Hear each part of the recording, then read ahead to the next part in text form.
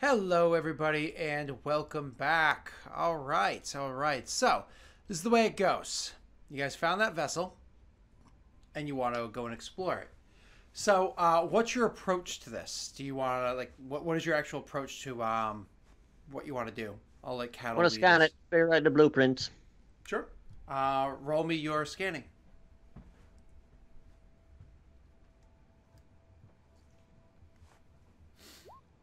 Okay. You're able to easily figure out the blueprints. There's zero anything stopping you from running your just full scanners throughout the ship. Even if there was some sort of special hull that would stop that, doesn't matter. There's enough holes blown into the side of it, whether if they have been from whatever broke the ship down in the first place or just random space trash bumping into it between then and now, that you easily pick up the whole schematic. Okay. I make sure to forward it to everyone's Omni tools. Okay, everybody has them. What's the next thing you guys want to do? Hmm. Fly away? Teach us, oh Captain Caddle. Please tell us of what to do. Please. I don't know. I guess I'm gonna walk up to Tremilia, tell her to keep an eye open, and I don't know. It's a Solarian ship. I'm going. Are we gonna spacewalk onto the ship? I am spacewalking onto that ship. I'll come with you. That's what we wanted to hear. Yep. Yeah, Crex is probably Going gonna for a have to space go. jaunt. Crex is going to go, you said? Yeah, I mean that's kind of his job. And He's got to protect. Winnie, I imagine, too, because she's the salvage queen. Mm-hmm. That's a nice way of saying trash queen. Hey. I'm just saying it's the same thing. All right, so moving on. Tremi is just going to try to line up the ship to the other one, and literally like we did in session 1 or 2, line up with the boarding tubes and just try to cling on to the ship. So she's going to make her piloting check to do that. Did Winnie ever fix the tube? Yes, Yes, we did. ages ago. I never pay attention to this show. It was like one of the first things we did. Yeah. Does somebody want to assist Tremi by giving more or less being over by the tubes and giving a slight assist from there, controlling the I mean, tubes? I can, Okay. if Cattle doesn't want to. It would kind of depend what the check for that is, really. You don't even need to meta, make a check. okay. You're just going to give her +1. Oh yeah, I definitely assist. Okay. Okay, so I think too. she is able to line up and have the tubes reached out. There's of course some scratching and banging and whatnot because that's just you're putting metals together. But she's able to grab onto the ship and cling it together. It's a combination of slowing down that one spinning while you yourself starting to spin with it. So as soon as she's able to kind of grab it in a way that it locks in, she hits the thrusters enough to try to align your movement with theirs. And now you guys are kind of moving and flipping around and whatnot together. The traverse across the tube onto the ship is super easy, and the exploration of the ship itself is actually not dangerous. It's a dead ship. However, what you guys are looking for is things that are salvageable on the ship. So that being Or said, why the ship is dead. Oh, I told you it was during a time of war. I literally said that. Is that Oh, really that a was good the enough explanation? reason? That was meant to be the explanation? That's Ah. not good enough if that's just what Cattle says. I'm looking for sources of death. on the Cattle people didn't tell inside you the ship. why the ship broke down originally. You guys are like, why is the ship randomly floating here in space? But you know it was during a time of war. You don't know the exact details. But There's only one ship alone in an asteroid belt in a time of war. That's still super. And I'm gonna keep checking. one ship out Cattle's here that's also intact. suspicious, but because it's a Solarian ship, he knows there's traps somewhere. Do me a favor. What I was going to ask was roll me your literally whatever you would like to roll to walk around the ship and discover the information you want to discover, whether it be salvaging, so on and so forth. If you want to be goofy and say performance, you're welcome to do so. However, don't expect very good results. Question. What is do you there mean we power can't on the ship? expose ourselves in space for good results? I'm just kidding. I'm gonna try and make Rick, sense of their systems. Frank, sorry, go ahead. Oh, I was going to ask. Is there power on the ship? No, zero power Okay, whatsoever. Yep. Good, because Crax would have started And, to and freak the out. engines are "Now we're destroyed. out." The engines are destroyed. They're completely offline. Okay. Crax is going to look for the armory. So, what am I rolling? Just For Electronic armory, jar. you can just roll for like a perception check. You can't roll armor for armory? Armor is literally armor. You can do a weapon of your choice. Whiz or int. Int. Damn. Time to roll poorly. Time to roll well. There you go. Okay, so let's go over each one of you. We will do Osray first because she rolled first. You find your way more or less when he pulls up the schematics. You're like, and you're kind of like looking at the basic. You understand the basics of Solarian ships, but you guys all have your quick little chat, and he kind of points out where most likely everything is. I imagine at first, your first sweep through the ship, everybody sticks together for safety. And then once you're like, oh, this thing seems clear, you break off to do your different jobs. Entree, you're able to find over in their first aid area. Again, being a heavy frigate, they definitely have one. There is a good amount of supplies still intact. Absolutely a good amount. I wasn't looking for supplies. This is the second Wednesday in a row where this thing randomly rebooted on me. This is so annoying. I wasn't looking for supplies. I was looking for dead people. There are supplies dead people, is great. There are dead people on the ship. That have decayed as much as a body can decay over the course of a few hundred years. In so space. No weird causes of death. Good. That's just the main focus there. Didn't want to. It's a dead ship in the middle of nowhere. This could have been space pox. Mm-hmm. Could have been anything. If there is space pox, and you bust out your bioscanners, do everything you can to try to figure it out with once again frozen. Bodies. There is technically decay. I know you might be like, "We're in space. They're frozen. They wouldn't really die, would they?" Well, they did have life support suits on, and so there would have been bacteria that at least broke it down to some degree after they died. Right? I'm sorry. No, that's fine. I'll take supplies, I guess. Okay. And that sounds like a good second priority, to be fair. Yeah. And so after you discover that, it seems to be that they died from whatever it was that would have damaged the ship to explosions and combinations of things like that. Little explosions within the ship, not the whole ship blowing up. You go around, you find supplies, you find a good number of things. As a matter of fact, if you actually had space on your ship, you have enough supplies here to even build your own like med bay on your ship. But it'd be like a med bay with penalties. It'd be like a crappy med bay. But you would have the basics to actually get that together. You do have room on your ship to grab the supplies to dump into the ship. You know what I mean? Since you got rid of the Mako. Sure. Nebulous Solarian supplies. Yeah. Okay. Are any of the weapons that Krax finds old, maybe valuable to antiquers? Hold on. They are old. But problem is, like, again, the way that technology works in this universe is technology like skyrockets and then plateaus. Damn. So the fact that they're old in actual age would be important to some people. However, quality, they're effectively the same thing as nowadays. It's like, I built a desk identical to a different desk, but 300 years beforehand. They're both still in their box, That's kind of what Krax is like looking for. It's like, yeah, I might know some people that are into old stuff, even if, just for show. Sure. Plus he needs to restock the grenades and demo charges. One of the cool things that you find while you're down there in the armory is that you do have shield poppers down there. These are grenades. He grabs those. What was that? Oh, he definitely grabs those. Yep, absolutely.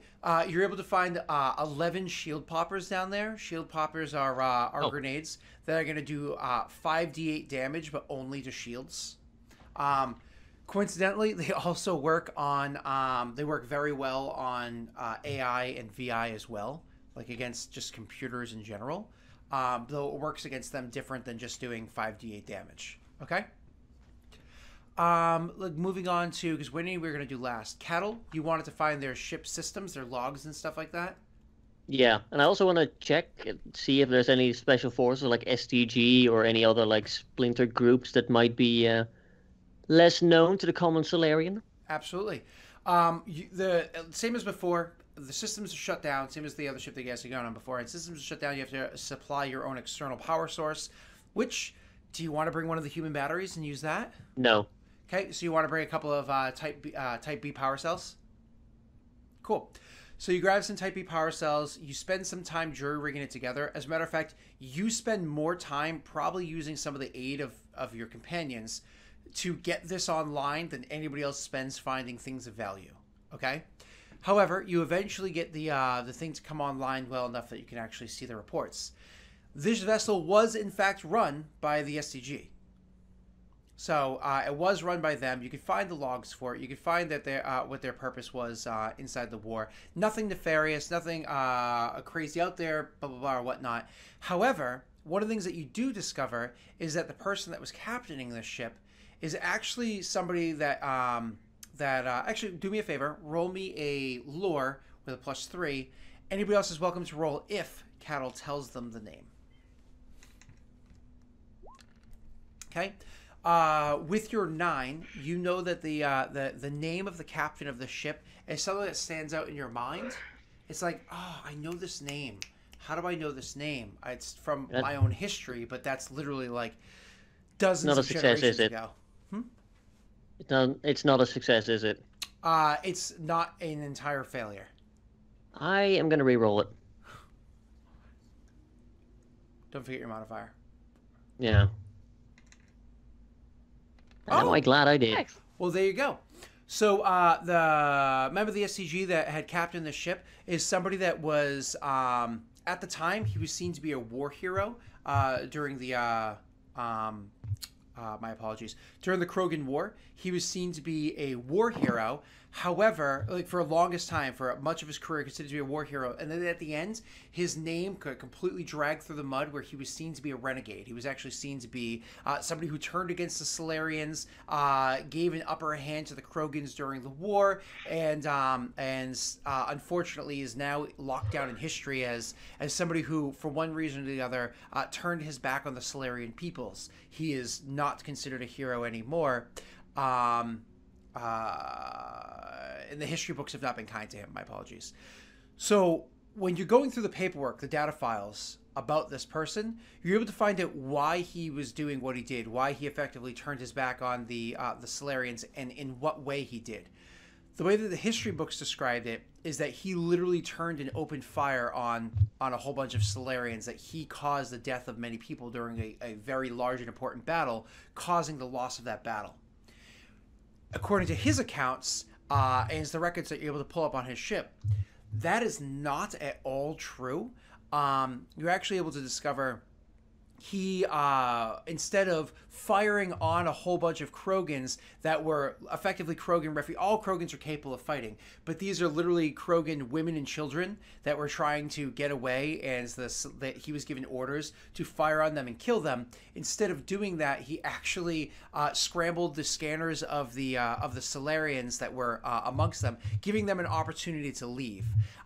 He also gave them orders to not follow through with those orders, like more or less turn and leave. They discovered that he was being deceitful, and so they continued their pursuit. Unfortunately, in continuing their pursuit, they found themselves into a bit of a trap as more Krogan reinforcements arrived, and that caused the death of a ton of Solarians. He never once opened fire. He once again tried to broker some sort of deal with the Krogans. His ship was taken down. The Krogans let him live because of his actions, and so he came out to this portion of space to, once again, he was trying to broker a deal with some Krogan warlords to try to quiet down the effects of the war. Unfortunately, the deal he was supposed to have was discovered by other members of the Solarian government, of the Solarian, what's the name of the government called again? Solarian Union? Union, thank you.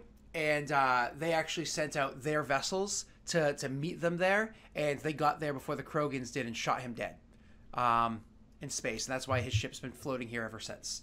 There is a full account of all of his records, and there's even lots of like data that's pulled up from like sensors and everything that the ship, the cameras, one that the ship has to corroborate the with the information that you found on there. Is it something that's enough to turn over history? That all depends on who it is that's pushing the envelope, right? But it certainly gives more clarity into an old war hero turned criminal. But more importantly, it does give the names of the Krogan warlords that he was trying to meet with during the time. lining up the dates with what you all know of his history, this all happened. This all took place literally the same year as the Genophage was released. Ooh. Yep.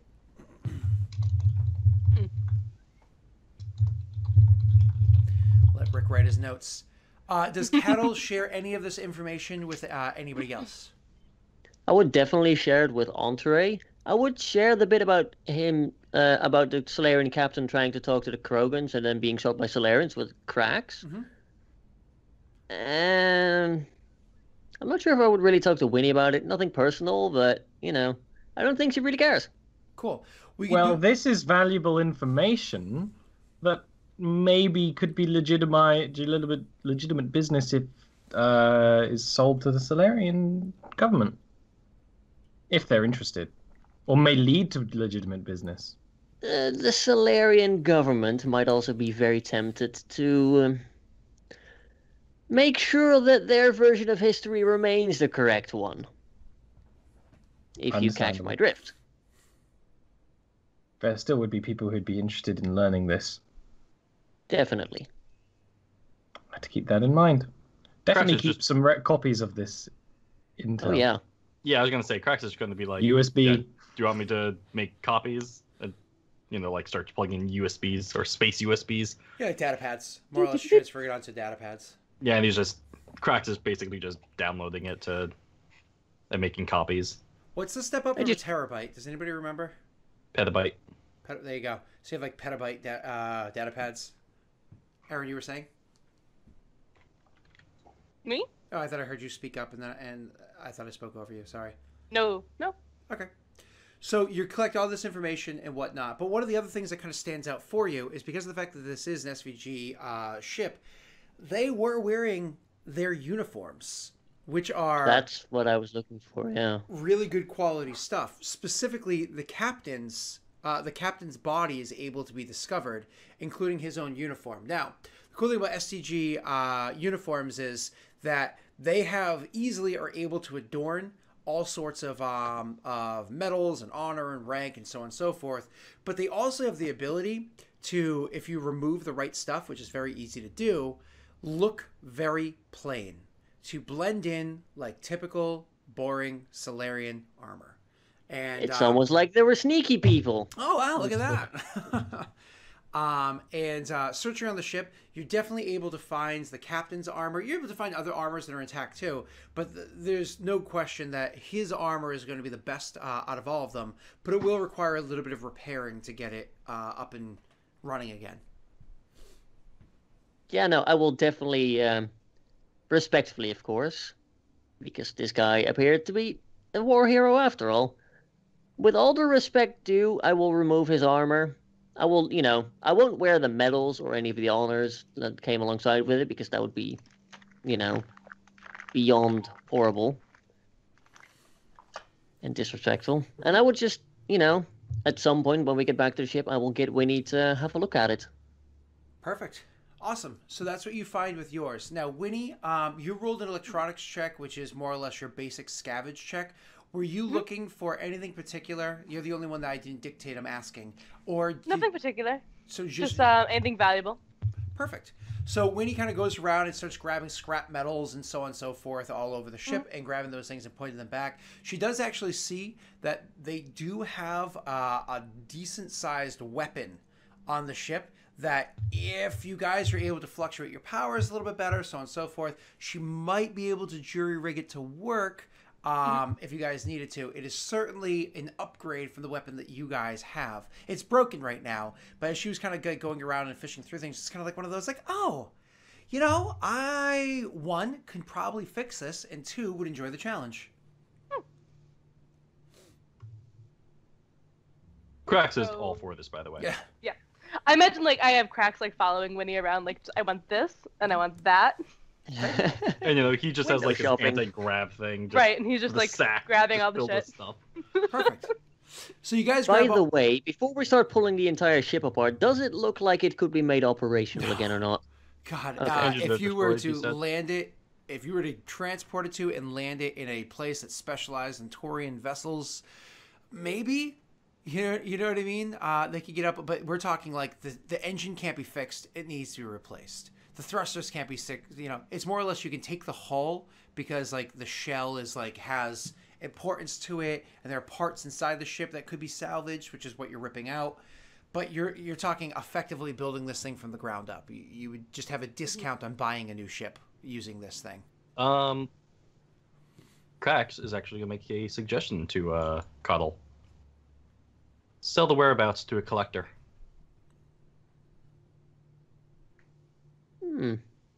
Because there's that one super exo heir with more money than they need, who probably collects ships just like Jay Leno collects cars. I mean, it was through semi-nefarious means that you were able to come across this survey report yourself. Semi-nefarious? Well, how dare you, sir? I am a completely legitimate enterprise. Absolutely. Considering that somebody spent 500 daddies to get you the survey report, that sounds pretty nefarious. Look, I don't ask. I don't care how many daddies it takes. All right. So the whereabouts you're more or less trying to use as an additional thing as well. Cool. What you guys find on the ship, everything together, if it were all to be sold whole cloth at like basic bidder, sans of course the story aspect of the captain, it all comes out to kind of like running calculations to about 200,000 credits worth of supplies. Now, for each item that you choose to hold on to, obviously that reduces that amount of trade value. That includes the weapon, that includes the medical supplies, etc., etc. Your ship is full. It's filled to the brink, again, with hull. It's one of those things where you wish you had a bigger bum, but you don't. And you're able to take off from here and start heading your way towards the mass relay. Now, it's easy to get there. You're able to evade human detection because of the good rolls and brilliance that you did before. But now, Tremi needs to make her relay jumps to get you guys back to where you're going. So, relay jump number 1 is easy. Jumping from the Artemis Tau to the Hades Gamma is a normal one for her, and she just does a and launches you guys there. The second jump is a really bad one. Jumping from the Hades Gamma to the Exodus cluster is a 10 hex jump, and your ship can only generally handle a what's it called? A 8 hex safely. She needs to beat a DC 10, if I remember correctly. Nope, a DC 12. Yeah, this is the big one, isn't it? Yep, she needs to make a DC 12 piloting check, so I'm going to make that right now. Actually, hold on. Shoot. As we get up to the mass relay and prepare, I shoot her a little message like, Tremi, while we were in orbit, I wrote this little program. It's called a Dice of the Pool of Luck. You should use it for your piloting. It's a little code name, you see. Oh, look at that. So, you know what? That's a good idea. Roll 3d6 plus what does she get for her bonus? Where are you, Tremi? She's going to allow the NPC to use her pool of luck. That's going to be 1 for intelligence, 1 for pilot. So that's 2 added on. And we're going to do that. You ready? Cross your fingers because this is a big jump. Here we go. Oh, God. I'm actually legitimately nervous about this one. Because, yeah. Okay. I can't withhold pay again. She'll kill me. I can't remember. Did I allow you guys to give some sort of assist before? No, I didn't, right? Sure. Yeah, totally. None of us are pilots. We can definitely do that now if you want. Mm-hmm. There you go. Oh, did I not drop the lowest one? You did not drop lowest the one was a lowest one. 3. No. Oh, okay, so it's So it actually... would be 10. It's still a... we barely clutched it. You know, Oh, the it's DC's still 12. a success. The DC's 12. Oh. Yeah, because 10s Wait, are what? lower, she can succeed automatically. So the DC's 12. I think I said 10 and then I said 12 afterwards, but either way, I said 10 at one point. So she's Was making... it a DC 12 all before? die. I don't remember that. Yeah, I think she rolled like a 13 or 14 before. So you guys are making your jump to go there, and she gets the engines all lined up and everything, and she goes hurtling forward. The problem is like trying to get these engines to go that extreme distance is a very, very, very difficult thing to do. It's not on the pilot, it's literally just because like the amount of coordinates and everything that you have to set up, the amounts of like manipulation of heat and electromagnetism and everything. It's really difficult to set up when the engines are this small. So she does the best she can to line that up, but unfortunately, as the ship's like running for hours and hours and hours, she sees it in advance. Did we just lose Scott? Yeah. Bye, Scott. It was nice having you. Can you see me yet? Because I hear you this whole Wait, time. he's back. He's Yeah. back. I never Hey! lost you. So, all right, there we go. That was weird. It just did like a hiccup, and I've never even dropped a frame. So, moving on. Well, the, no, Are we- the stream's. Stream. Stream's buffering for me, yeah. refresh go. because mine still says it's still streaming. So, There we go. good. Working for me now. Okay, cool.